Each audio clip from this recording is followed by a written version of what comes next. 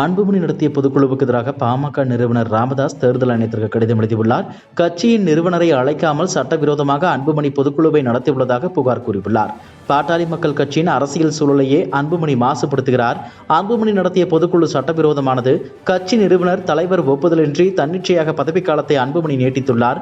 அன்புமணியிடம் விளக்கம் கோரி தேர்தல் ஆணையம் சம்மன் அனுப்பி விசாரணை நடத்த வேண்டும் என்று குறிப்பிட்டுள்ளார்.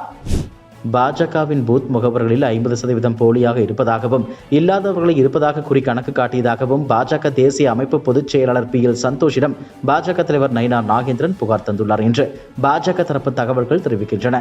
குறிப்பாக அண்ணாமலைக்காக பணியாற்றிய மற்றும் கட்சியில் மற்ற தலைவர்களை மதிக்காத சில நிர்வாகிகளை நீக்க நயினார் திட்டமிட்டுள்ளார்.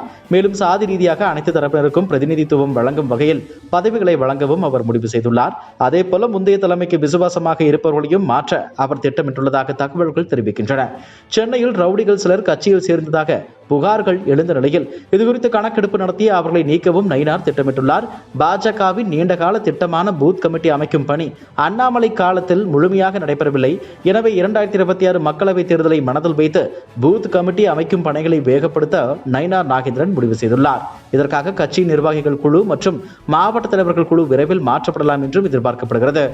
சிறப்பு தீவிர வாக்காளர் திருத்தம் என்ற பெயரில் 5 கோடி வாக்காளர்களை நீக்கினால் நீதிமன்றம் வேடிக்கை பார்த்துக் கொண்டிருக்காது. தேர்தல் ஆணையத்தின் நடைமுறையில் சட்டவிரோத செயல்முறைகள் ஏதேனும் கண்டறியப்பட்டால் ஒட்டுமொத்த நடைமுறையும் ரத்து செய்யப்படும் என உச்சநீதிமன்றம் எச்சரிக்கை விடுத்துள்ளது. நெல்லையில் கவின் ஆணவ கொலை வழக்கில் சுர்ஜித் அவரது தந்தையிடம் 4 மணி நேரமாக SP விசாரணை நடத்தி வருகிறார். சுர்ஜித் மற்றும் அவரது தந்தையான SI சரவணனிடம் தனித்தனியாக போலீசார் விசாரணை நடத்தினர். கொலைக்கு யாரேனும் சதித்திட்டம் தீட்டி தந்தார்களா, முன்கூட்டியே திட்டமிட்ட கொலை என விசாரணை நடத்தி வருகின்றனர். வேறு யாருக்கேனும் கொலையில் தொடர்பு இருக்கிறதா என்பது குறித்து போலீசார் தீவிர விசாரணை மேற்கொண்டு வருகின்றனர். சட்டசபை தேர்தல் தோல்வி பயத்தால் தாயுமானவர் திட்டத்தை செயல்படுத்துகின்றனர் என்று திமுக அரசை தமிழக பாஜக தலைவர் நயினார் நாகேந்திரன் குற்றம் சாட்டியுள்ளார். ஆட்சிக்கு வந்து எத்தனை வருடம் ஆகிவிட்டது, இப்போது வந்து தாயுமானவர் திட்டத்தை தொடங்க வேண்டிய அவசியம் என்ன? இதை ஆரம்பத்திலேயே செய்திருக்கலாமே. இன்றைக்கு திமுகவினர் தோல்வி பயத்தில் இருக்கின்றனர். அதனால் இதையெல்லாம் அவர்கள் செய்கின்றனர். நிச்சயம் அவர்கள் கூட்டணி 200 இடங்களில் தோற்கும், அதில் சந்தேகமே இல்லை. தோல்வி பயத்தால் எல்லா திட்டங்களையும் திமுகவினர் அறிவித்துக் கொண்டே இருக்கின்றனர். இதைத் தொடர்ந்து கோவை, மதுரை, திண்டிவனம், சென்னை போன்ற இடங்களில் பூத் கமிட்டி மாநாடு நடைபெறும் என்று கூறியபடி பேட்டியை முடித்துக் கொண்டிருந்தார். அப்போது நிருபர் ஒருவர் கூட்டணியில் இணைய OPSக்கு அழைப்பு விடுப்பீர்களா என்று கேள்வி எழுப்பினார். அதற்கு பதிலளித்த நயினார் நாகேந்திரன் அதை பற்றி பிறகு பேசலாம் என்று கூறி சென்றார்.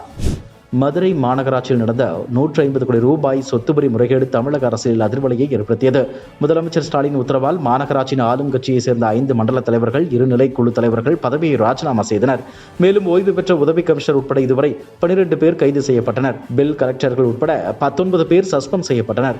அதிமுக தொடர்ந்த வழக்கு அடிப்படையில் இந்த முறைகேட்டை தற்போது மதுரை DIG அபினவ்குமார் தலைமையிலான குழு விசாரிக்கிறது. இந்நிலையில் தூத்துக்குடியில் உதவி கமிஷனராக பணியாற்றி வரும் சுரேஷ்குமார் என்பவரை போலீசார் கைது செய்துள்ளனர். முறைகேடு நடந்த காலகட்டத்தில் இவர் மதுரையில் பணியாற்றியுள்ளார். கைது செய்யப்பட்ட சுரேஷ்குமாரை விசாரணைக்காக போலீசார் மதுரை அழைத்து வருகின்றனர். இந்த முறைகேட்டில் கைதான சொத்து வரி குழும தலைவர் விஜயலட்சுமியின் கணவர் கண்ணன் என்பவர் அளித்த போலீசில் வாக்குமூலம் அடிப்படையில் சுரேஷ்குமார் கைது செய்யப்பட்டது தெரிய வந்தது. பிரபல பாடலாசிரியரும் கவிஞருமான வைரமுத்து இலக்கிய நிகழ்வு ஒன்றில் ராமர் குறித்து ஆற்றிய உரை புதிய அரசியல் சர்ச்சையை தூண்டியுள்ளது. மத உணர்வுகளை புண்படுத்துவதாக பாஜக குற்றம் சாட்டியுள்ளது. இதுபோன்ற கருத்துக்கள் ஏற்றுக்கொள்ள முடியாதவை. முதலமைச்சர் வைரமுத்துவின் கருத்துக்களை ஏற்றுக்கொள்கிறாரா என்று தமிழக பாஜக தலைவர் நயினார் நாகேந்திரன் கேள்வி எழுப்பியதாக NDTV ஊடகத்தில் தெரிவிக்கப்பட்டுள்ளது. அதேபோல பாஜக செய்தி தொடர்பாளர் நாராயணன் திருப்பதியும் வைரமுத்துவை கடுமையாக விமர்சித்திருப்பதாக அந்த ஊடகம் தெரிவித்துள்ளது. இதுபோன்ற செய்திகளை மேலும் தெரிந்து கொள்ள எங்களது YouTube, Facebook மற்றும் Twitter ஆப்களை சப்ஸ்கிரைப் செய்யவும்.